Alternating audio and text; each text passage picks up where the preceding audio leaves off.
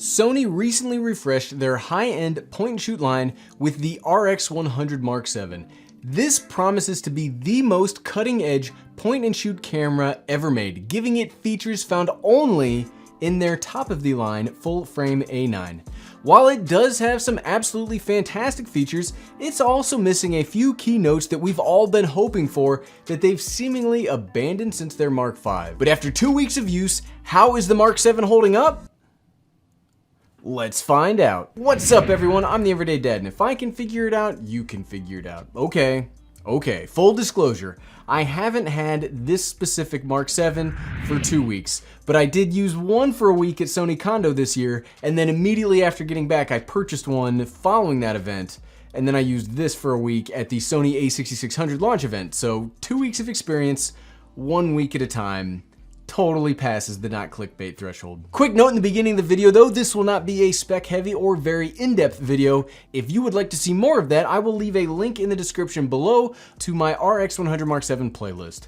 And since I think this camera would be totally fine for any kind of online content creation, let's throw it up on the sticks and make it the B cam for the rest of the video. There we go, point and shoot goodness. Okay, I like this camera.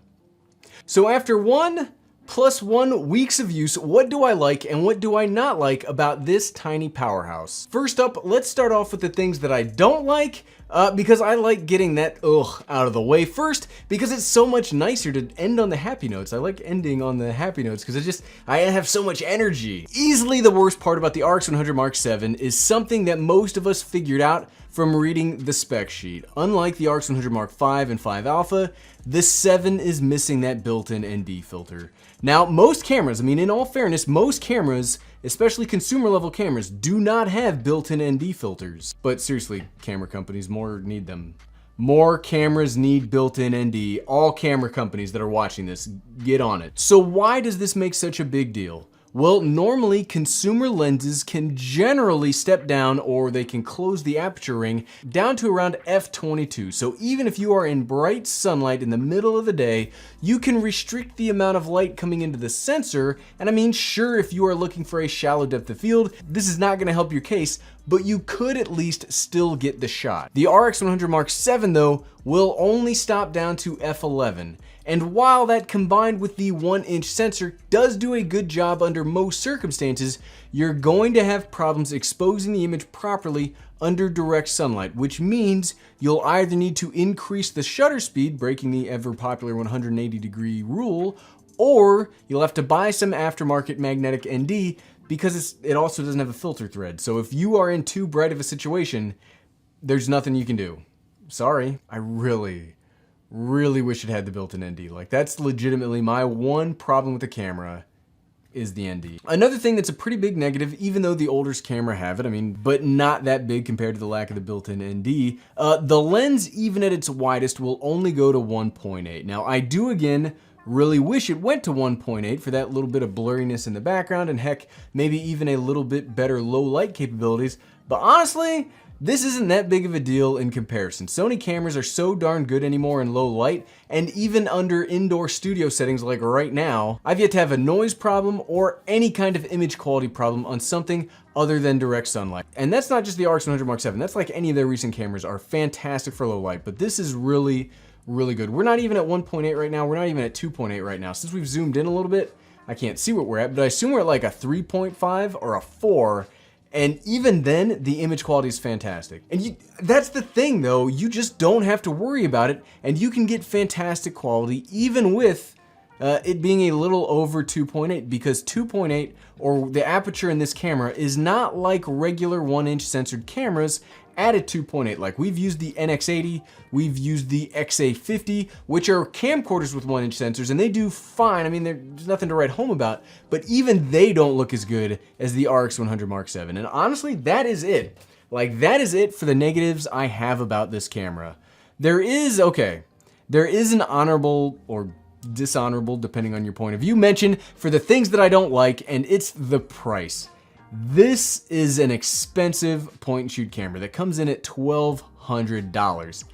that's steep as heck. Like no, I can't say anything else about it. That is an expensive camera. But it does have features and abilities that nothing else in the market does. And I do wish that it was around $1,000, but I can understand why it costs us this much to get this level of technology. Blech!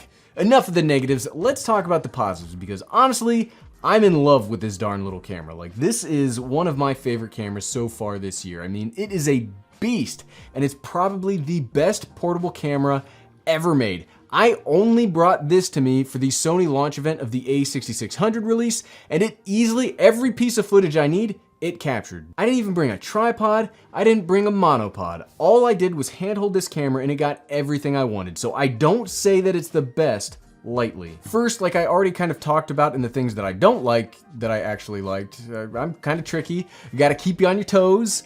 The indoor capabilities of this camera are insane. I mean, you've seen it throughout this whole video as I've been cutting back and forth between it, but this camera could easily be somebody's main and only camera. Usually the problem with 1-inch sensors that only go to 2.8 like this is even, I mean, the slightest bit of ISO increase brings in terrible noise. But here you just don't get it at all. I'm so confident in this, I even have it in auto ISO. Like, I didn't manually dial anything in, I just popped it into shutter priority, popped into auto ISO, and it just looks great. It's got a nice and clean image no matter what. No matter the time of day, no matter anything, you can get fantastic results. You don't have to work for it. The next up in the things that I like is the electronic stabilization. Now I know Sony doesn't really have the best stabilization in their interchangeable lens cameras, and I beat them up about it all the time, but here it actually works pretty well because it has both lens-based stabilization combined with their newer version of electronic image stabilization. And you can actually get it even better by processing this through their new camera app. Now, I don't because I'm lazy, but even without that processing, I think the stabilization works perfectly well for doing things like vlogging. Like if you're holding this camera, you don't really have to worry about the stabilization that much. And I really want to pause on this for a second. As cameras are continuously called on for more and more video features, it's really handy when a tool like this can be used as self-sufficiently as possible. So good internal stabilization makes a camera that much more usable, and you don't need a lot of gear to make it stable. However, I also really like how small this camera is, and that's not really surprising because all the RX100 cameras are roughly the same size. Makes it perfect for tools like this Zhun Crane M2. I mean, these two devices were basically perfectly made for each other. And I don't normally get that excited about gimbals anymore because gimbals are getting kind of boring. They all just stabilize your cameras, and okay, the last 10 gimbals did the same thing. But this is awesome because of how easy it is to bounce. It's so easy to get the Mark VII on top of it. The two of these combined together make a crazy powerful portable powerhouse of a stabilized 4K camera. Like, I love both, and we'll probably be seeing more in a future video combined together. Weird that. Not only does the image quality in normal modes rock in the RX100 Mark VII, but it also has a 3.5mm audio in jack, and it's not just a simple 3.5mm port, but the 7 also has really great preamps inside of it. Now, it would have been really easy to just cheap out on the internals of this camera because we would have just been happy with any kind of an audio in capability. But here, the audio capabilities are just stunning. In fact, the audio you've been hearing has been recorded internally into this camera using a Deity D3 Pro. Look, it's right here. Image quality, audio quality, check. Excellent, good, I'm glad we're done about that. But there are a few smaller features that really make this the perfect all-in-one camera. The zoom lens is incredible. It goes from 24mm to 200mm equivalent, and at the wide, you can get like pretty close to macro level shots, letting you get so close to subjects. And with the high frame rate modes, you can do really amazing handheld B-roll of products or B-roll of your vacation location, or it's just like the perfect B-roll mode. And you can do that without needing a gimbal, tripod, or monopod. All of my a6600 B-roll was taken by hand with the 240 frames per second mode. And it's got Sony's class-leading eye autofocus in video that it is doing right now. And even if you watch my RX100 Mark VII tips and tricks video, it's so good that it will, like on my GH5, it was able to like zoom in onto the GH5's flip-out screen and eye autofocus on me from that. It's insane. And you know what? None of that is the best part. I definitely wanted to save the best part for last.